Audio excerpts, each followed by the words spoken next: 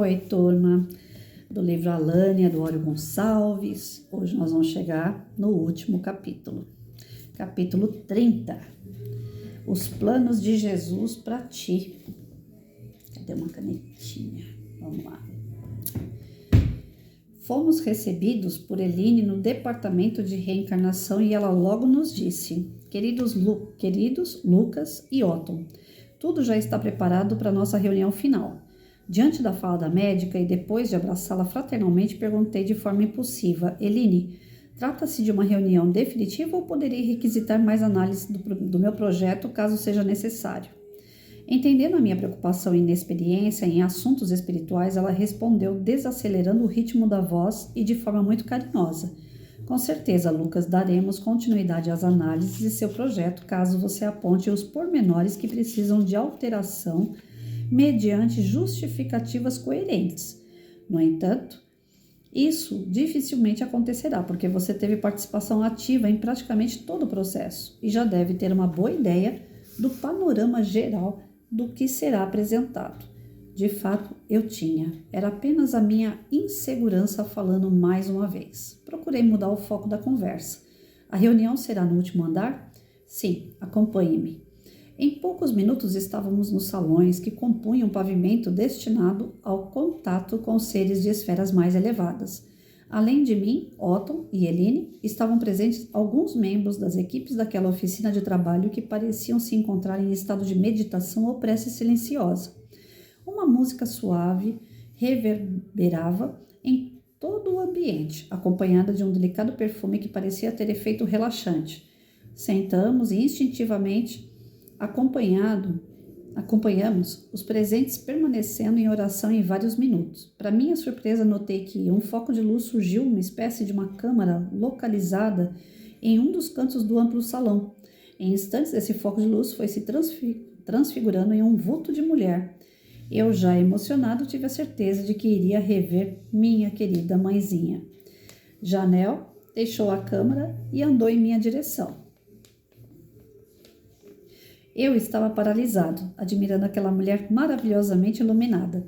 Aproximando-se mais um pouco, ela me disse: Venha, meu filho, quero um abraço.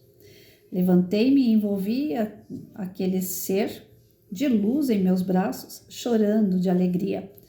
Com palavras calmas e doces, Janel foi me acalmando, levando-me a focar a atenção no objetivo da reunião em curso. Lucas, estamos aqui hoje para debatermos os planos de Jesus para ti. Que felicidade, meu querido! Passados alguns momentos de grande emotividade, estávamos todos sentados numa mesa ampla em formato elíptico. À minha frente estavam Eline, Janel e Samuel. Além de Otton, também registrei com satisfação a presença de outros amigos e trabalhadores daquele setor. Muitos deles haviam me aplicado testes, entrevistas e exames nos últimos meses. Ao longo desse processo, tive a oportunidade de recordar algumas experiências de vidas passadas que se relacionavam ao direcionamento proposto para minha próxima encarnação. Pude compreender a extensão de meus vínculos de amor com amigos como Otton, Joseph, Anthony, Janel e Ludwig.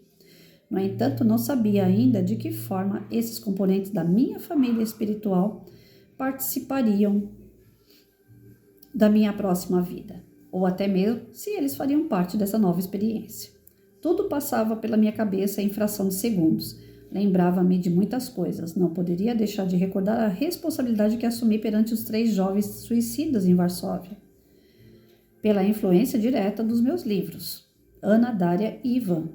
Eu tinha certeza de que, de alguma forma, Jesus me proporcionaria um modo de reparar essas falhas de que tanto pesavam em minha consciência e dificultavam minha paz interior no plano espiritual, onde temos uma visão muito mais ampla da realidade. Essa perspectiva nos faz ansiar por reparar todos os deslizes e impele-nos a nos aproximar de desafetos e a pedir todo tipo de provação em rudes jornadas de redenção. Para a humanidade encarnada, muitas vezes é difícil compreender como um candidato à reencarnação pode solicitar as ásperas provações. Porém, basta refletir sobre o ponto de vista espiritual para enxergarmos a vida material de outra forma, que se revela com a mais extraordinária ferramenta de crescimento que jamais poderia ser criada. Ferramenta que muitas vezes, a golpes duros, extrai as potencialidades que jazem em nosso interior e que ficariam por tempo indeterminado em estado de germe caso não saíssem de nossa zona de conforto. Assessorada por Eline, Janel me lançou um olhar cheio de afeto e afirmou em seguida: Lucas, aproxima-se o momento no qual a misericórdia divina lhe concederá a bênção de um novo corpo, em mais uma romagem pela superfície da terra, berço de grandes realizações para todos nós. Após uma pausa, a benfeitora continuou: Desde que você despertou na vida espiritual, foi intensa a sua carga horária de estudos. O objetivo era prepará-lo para novos desafios, ao mesmo tempo em que você poderia demonstrar a necessária predisposição ao trabalho de redenção. Assim, você angariou a possibilidade de contar com um planejamento mais detalhado de sua jornada, até mesmo participar dos preparativos, apontando preferências e opinando em questões decisivas. Eu ouvia Janel não mais como um menino e jovem rebelde de Varsóvia, mas como um irmão que reverencia sua companheira mais experiente.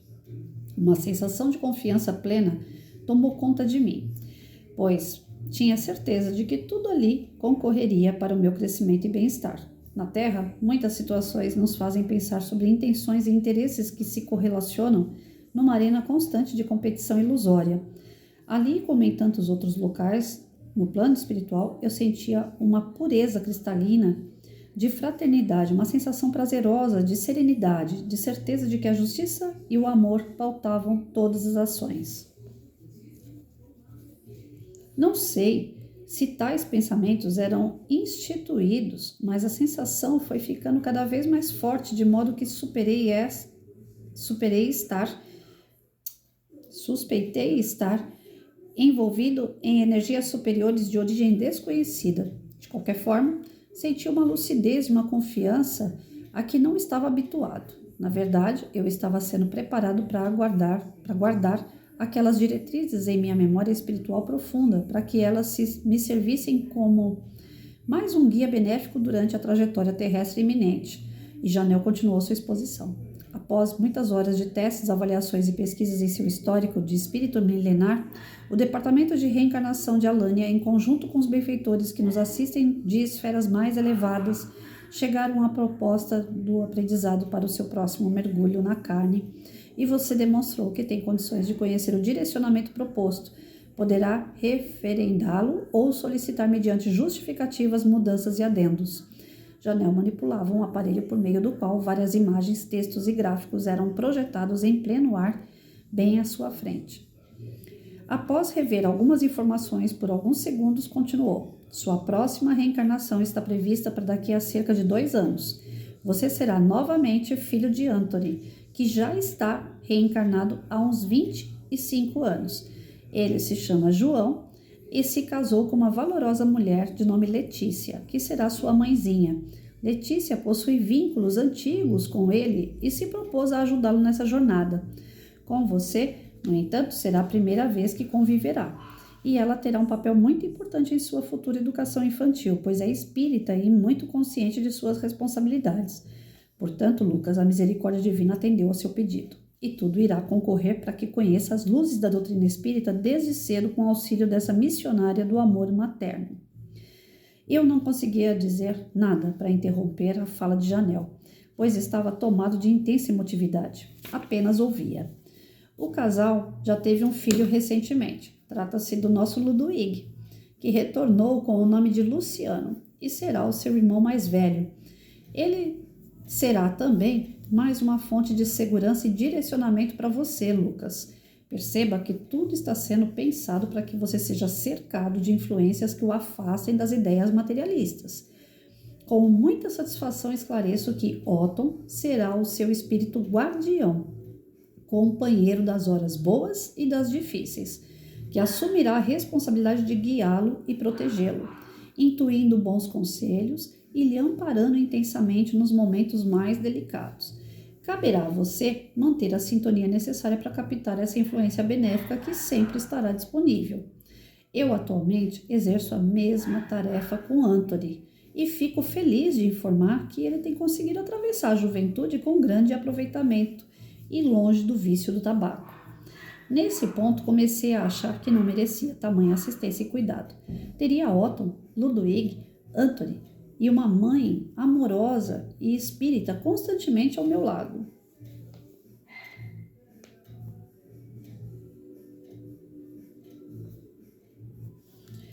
E Janel prosseguiu. A misericórdia divina nos possibilita tudo de que necessitamos para crescer. Todos são merecedores desse amor incondicional, pois somos filhos queridos de nosso Deus Pai. Ela, então, consultou outra planilha e continuou a explanação. Seu corpo físico terá uma saúde debilitada, principalmente em seu sistema digestivo, em consequência direta do ato suicida recente. Ademais, não contarás com a mesma vivacidade intelectual de outrora, pelo mau uso dado aos recursos da inteligência.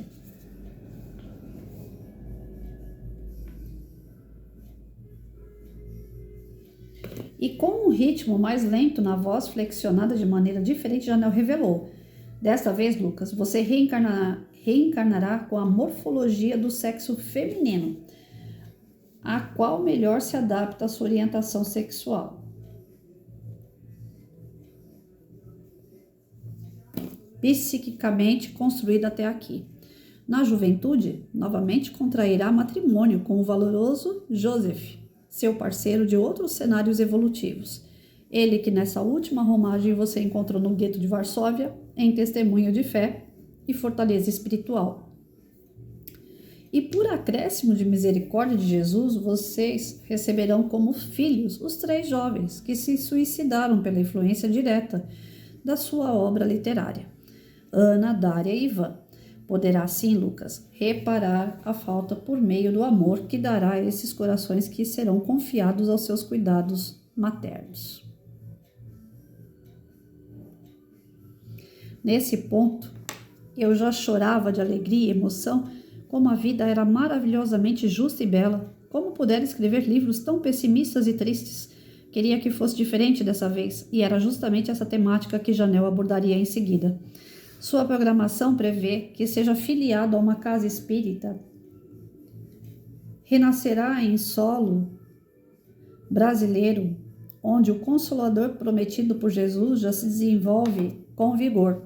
Seu corpo espiritual passou por intervenções determinadas que se refletirão automaticamente em seu futuro corpo físico, fazendo com que seja portador de mediunidade exuberante, principalmente na modalidade da psicografia. Sua tarefa será direcionada para o livro espírita, por meio da qual poderá reparar os sofismas e ideias pessimistas semeadas em território polonês por meio da literatura. As luzes que fluirão de sua mediunidade ajudarão milhares de corações em lutas intensas da jornada terrestre em tempos difíceis de transição planetária. Seu trabalho chamará muita atenção e assim procure se manter ciente de que, muitas vezes, os elogios podem excitar a tal ponto nossa vaidade e orgulho que nossa sintonia com os mentores espirituais é prejudicada, o que comprometeria decisivamente todo o trabalho. Assim, Lucas, apenas conseguirá intermediar os ensinamentos se pautar sua conduta no bem e na humildade, dentro das suas possibilidades atuais. Os livros que irá psicografar já estão sendo organizados por mim e Otton, tomando como base os seus registros de vivências aqui na erraticidade e outros materiais especialmente selecionados durante os cursos que você fez em Alânia. Jamais pense em angariar qualquer tipo de lucro ou proveito pessoal com esse trabalho espiritual. Somente assim conseguirá se manter firme na luta e em sintonia conosco, que formaremos uma equipe de trabalho a serviço do Cristo. Após uma pausa mais longa, dando-me mais tempo para processar tantas revelações impactantes, Janel, de olhos brilhantes e expressão resoluta, continuou. Não deixará de utilizar a sublime ferramenta da mediunidade para consolar espíritos sofredores, muitos dos quais foram leitores assíduos de seus livros ou têm vínculos ainda mais antigos com o grupo que o acompanhará nessa jornada. Terá ao seu lado valorosos companheiros e companheiras encarnados que servirão com você no templo religioso. Sua família terrena também o acompanhará nesse compromisso de trabalho espiritual. A tarefa será árdua e inúmeros obstáculos testarão suas resistências, de modo que seja possível aferir o grau de comprometimento com a causa espírita e com a chegada de uma nova era para a humanidade. Todos os presentes sorriam para mim e eu me sentia tocado por suas vibrações de carinho e incentivo. Senti que era hora de dizer algo pela forma como Janel me fitava. Minha querida Janel e amigos aqui presentes, o que dizer diante do que está sendo proporcionado? Farei de tudo para aproveitar essa chance que surge em meu caminho evolutivo. Tenho consciência de como essa encarnação pode ser decisiva e garantir minha permanência na Terra regenerada que já desponta no horizonte. Por outro lado, sei também que se falhar novamente, ninguém poderá prever o agravamento de meus débitos perante a contabilidade divina. Muito será pedido àquele que muito foi dado, e surpreendendo-me com a bondade de Jesus que permite a um suicida e pregador pessimista renascer na face da terra, cercado de amigos e da luz da doutrina espírita, não posso errar e hei de vencer. Hei de me reerguer em minha caminhada. Nesse ponto, não pude mais conter a emotividade. Novamente chorei grossas lágrimas de alegria. Minha mãezinha Janel se aproximou, abraçou-me e disse: sim, meu querido filho, você vencerá. Nada tema, pois é um espírito imortal vivendo num universo sem limites. Somos herdeiros do universo. Estaremos ao seu lado, compartilhando as alegrias e dores de uma nova existência na Terra. E assim, cercado de carinho dos amigos inesquecíveis, agradecemos juntos a Jesus numa prece coletiva que inundou o ambiente de luzes provenientes de esferas distantes. Eu estava pronto para um novo caminho, tendo a certeza de que sempre surgiriam novas chances de reerguimento e redenção nesse universo maravilhoso e perfeito, criado por Deus, nosso Pai de amor e de infinita misericórdia. Ai, misericórdia, Senhor, eu já tô chorando. Bom, enfim, não consigo.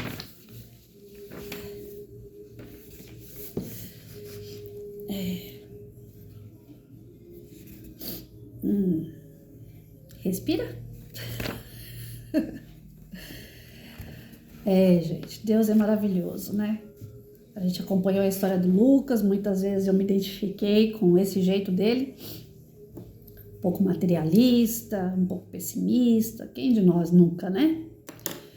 E aí vem sempre uma nova chance, uma nova oportunidade, novas pessoas, ou pessoas já do meio que vêm com novos personagens, você se torna um novo personagem. Ou seja, o novo existe. É para a gente acreditar nisso. O novo existe. Tudo que a gente pode acreditar é que o novo existe. Tem sempre uma nova oportunidade, novas pessoas, novos personagens para nós. Ou seja, a vida se renova. A gente não precisa ter medo dos nossos erros, das nossas falhas, a gente não precisa ter insegurança, porque aquilo que a gente não dá conta, Deus dá por nós. Ele auxilia, ele coloca pessoas, ele coloca espíritos que a gente, né, quando está na matéria a gente não vê, não enxerga, mas eles estão em volta, sejam anjos de guarda, sejam pessoas que já passaram como outros personagens, os antepassados nossos aqui na Terra, que estão no plano espiritual, que gostam, velam por nós. Essas pessoas, elas estão preocupadas com a gente o tempo todo, né? Nós somos carregados no colo, é que a gente não percebe. A gente, muitas das vezes, nós temos aquela sensação de estar sozinho. Essa sensação de estar sozinho é triste, é lamentável, porque é a falta de fé, é a falta do entendimento, é a falta de sabedoria, do equilíbrio, de entender que nós nunca, mas nunca mesmo, nós estamos sozinhos. E Deus nos coloca diante das provas para testar até onde está a nossa fé.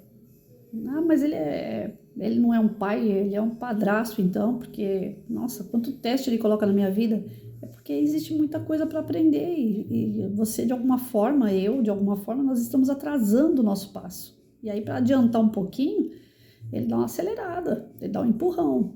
E os empurrões às vezes dói, né? Às vezes machuca, às vezes cai, mas cai, levanta e continua, né? Se ele deixasse a gente deitado vendo a vida passar, a gente não sai do lugar mesmo na evolução espiritual. Porque nós somos acomodados por natureza, nós somos folgados por natureza.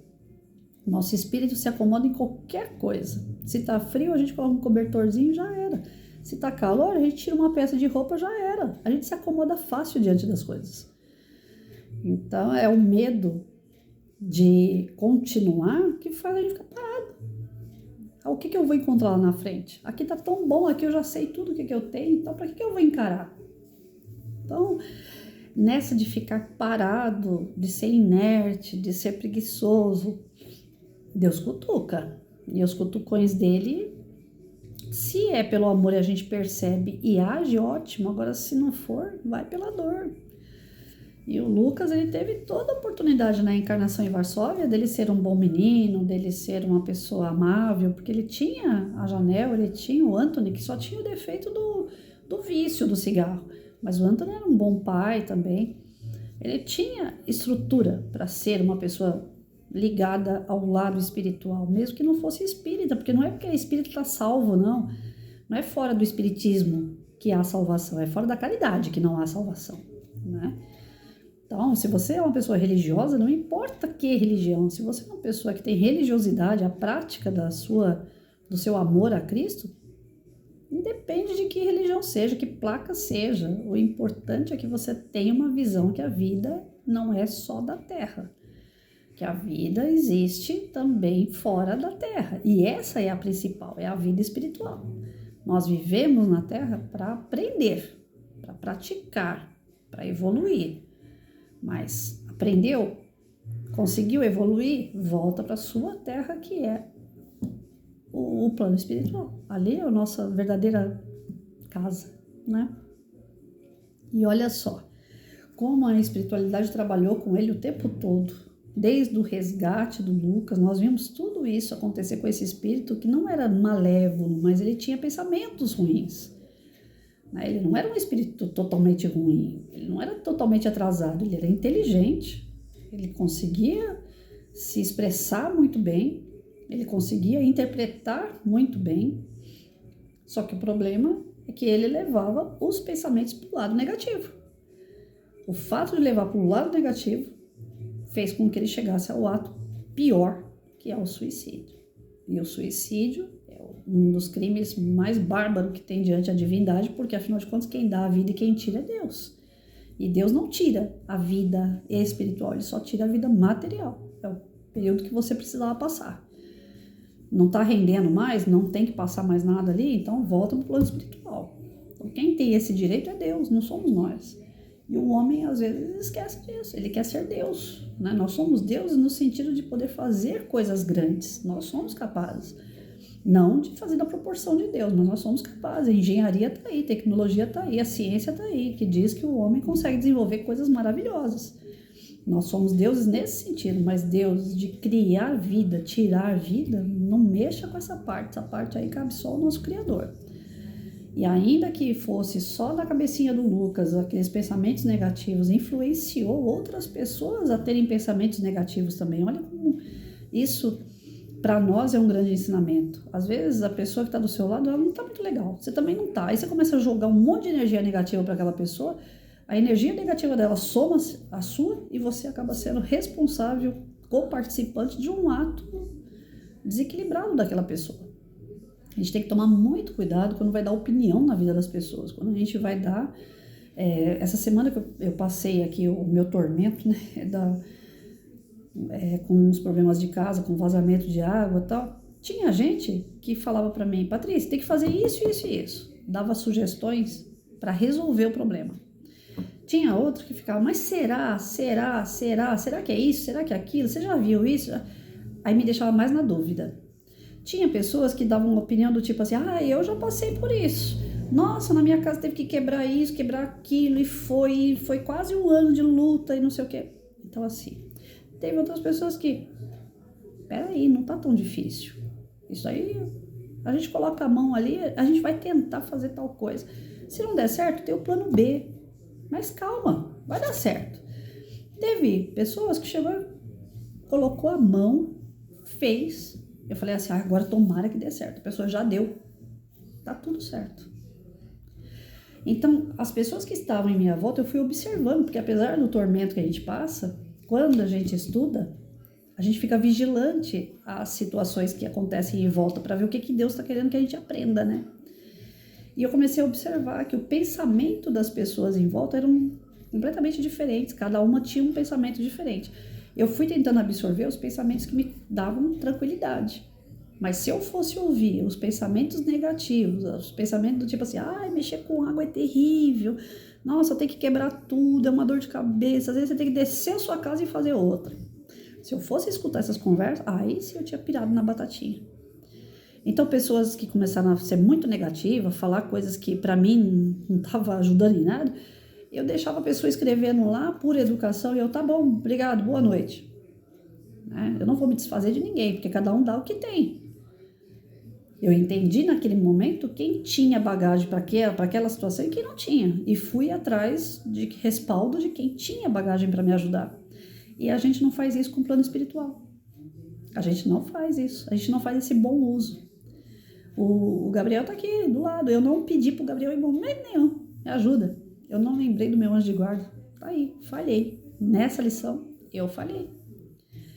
Ele, eu não lembrei, não orei pro Gabriel de jeito nenhum, não lembrei. 2 semanas aqui num tormento, eu não falei com o Gabriel. Eu falei, pô, você tá aqui, me dá uma luz aí, o que eu faço? Porque naquele momento era matéria. E como eu falo que eu sou Santo Tomé, então o que acontece? O lado espiritual essa hora para mim não contou. O que contava para mim no lado espiritual? Eu fazia minha prece para Deus. Jesus, me ilumina, me protege, não deixa acontecer pior.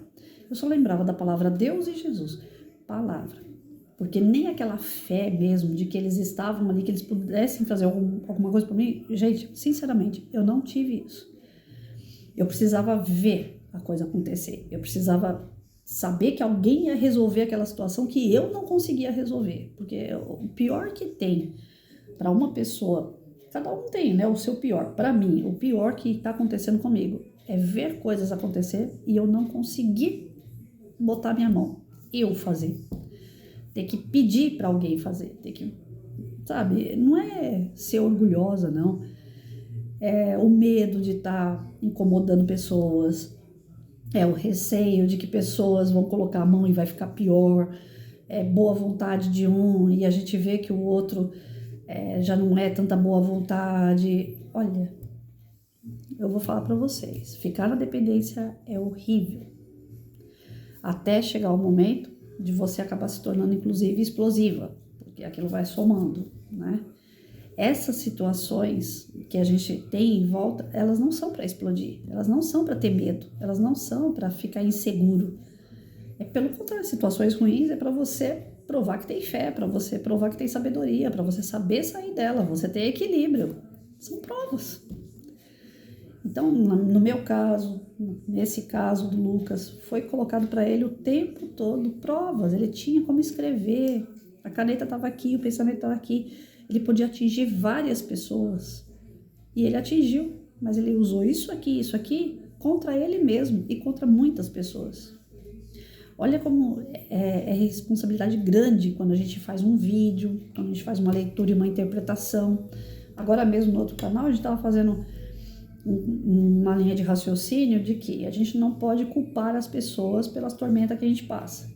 Mas se eu levar ao pé da letra isso, eu vou começar a me culpar. E se eu me culpar, sempre, todas as situações, sem equilíbrio, eu vou me auto-julgar, eu vou me subjugar. Se eu me subjugar, minha autoestima vai lá para baixo. Eu vou ser o quê? 0 à esquerda, todo mundo tá certo, todo mundo é bom e eu que sou ruim. Então, na hora de estudar, na hora de entender as coisas, não é fácil também não. É uma responsabilidade enorme fazer isso que eu faço aqui, é dar cara a tapa. Porque dependendo daquilo que eu falo, se uma pessoa pegar o pé da letra, Deus me livre e guarde. Por isso que eu falo, não me sigam.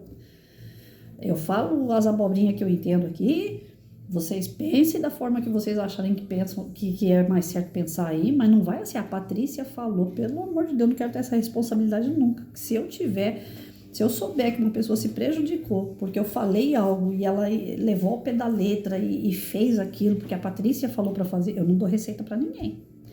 Eu morro de medo disso.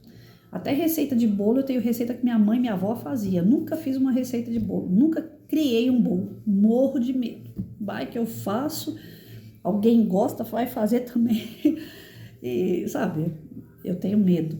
Meu trabalho, enquanto professora, eu sempre trabalhei praticamente sozinha. Eu trazia pessoas para fazer o que eu achava que era direcionado a um aluno meu. Mas o que era bom para o meu aluno, talvez não era bom para outro aluno, de outro professor, era outra realidade. Então eu nunca dei receita, não gosto disso, eu morro de medo. Porque olha só, uma caneta e um pensamento, o que ele não fez?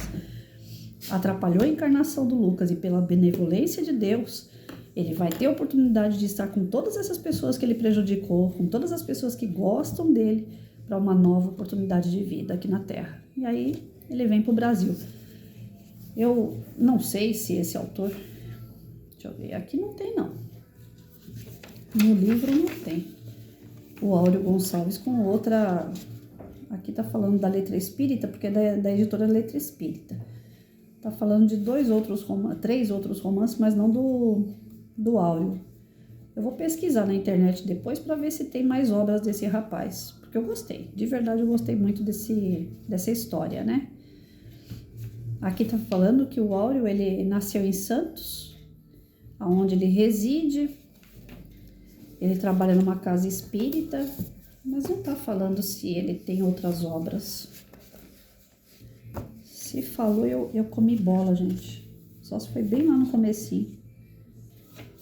Deixa eu ver se eu acho. Esse livro foi feito em 2021.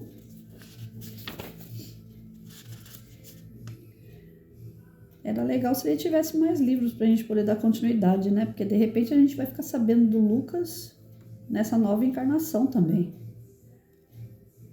O autor cedeu o título gratuito aos direitos autorais para a editora Letra Espírita em prol da divulgação espírita. Um sumário já não tem, não fala. Não fala. Alânia narra a trajetória de Lucas. A obra é indicada para todas as pessoas que gostam da temática espírita. Não, mas não fala se ele tem outras obras. Não tem, não cita. Seria legal, né? Se tivesse, a gente... Eu vou fazer uma pesquisa depois na internet para ver se tem mais alguma coisa que dê continuidade, porque 2021... Vamos lá, né? Quem sabe? Tem mais alguma coisa dele. Se tiver, eu vou trazer pra gente, pra estudar. Que foi interessante, eu acredito que foi pra todos, né? Eu vi que teve bastante gente que acompanhou, curtiu, né? Agora eu só não consigo ver quem são as pessoas que assistem, né? O YouTube ele não mostra. Eu sei que o Gilberto é o frequente. Todo dia ele coloca um comentário lá, então eu sei que o Gilberto tá lá. E eu espero que vocês gostem aí da próxima obra que a gente vai ter a partir de amanhã. Aqui a gente fecha a Alânia, sabendo que sempre existe oportunidade para a gente ressarcir nossas dívidas, que existem uma série de coisas que acontecem em volta que é planejado pelo plano espiritual. Não é fatalismo, não tem nada de fatalidade na nossa vida, tem planos, mas esses planos podem ou não dar certo. A espiritualidade planeja tudo certinho, redondinho, para que a gente evolua. Mas aí nós temos uma coisinha chamada livre-arbítrio, que é o ponto-chave, que é a nossa livre escolha. É ela a responsável por tudo que acontece em nossa vida. Tudo. Nossa escolha é que é responsável por tudo que acontece em nossa vida. Aqui tá tudo redondo para uma nova oportunidade para o Lucas. Só que vai dele. Ele vai nascer numa casa espírita, ele vai ter mãe espírita, ele vai ter o pai que já veio na outra encarnação com quem ele se dava, ele gostava do Anthony, ele vai ter o amigo dele como anjo guardião, ele vai ter um outro amigo que ele conheceu em Varsóvia como marido dele, ele vai ser mulher na nova encarnação, que é uma tendência que ele tinha, homossexual em Varsóvia, então, já que ele tem uma feminilidade muito grande, então ele vai vir agora como mulher. Quer dizer, tudo planejadinho. As 3 pessoas que se mataram por conta das leituras que fizeram do Lucas vão ser filhos dele para ele poder encaminhar agora, para ele poder educar de forma correta essas pessoas. Olha como a benevolência é maravilhosa. Ele encarnando, ele tem que levar esse conhecimento que ele teve em Alânia, em Jordan, com os amigos espirituais, estudar a doutrina, ele vai trabalhar com mediunidade, ele vai fazer psicografia, Ou seja, tudo que ele fez de ruim numa encarnação, na outra ele tem possibilidade de fazer tudo de bom. Mas vai do nosso livre-arbítrio, né? Vamos ver. Eu queria muito ver a continuação nessa nova encarnação do Lucas. Espero que tenha. Vou pesquisar para a gente poder dar continuidade. Espero que tenha. Porque agora é a hora, né? Eu sou Santo Tomé, que nem eu falo. Eu quero ver. Ele já que vai reencarnar, eu quero ver. Quero ver o que vai dar isso aí. Vou procurar. Tomara a Deus que tenha pra gente dar continuidade. E amanhã uma nova obra. Mas eu não vou falar qual é, não. Surpresa.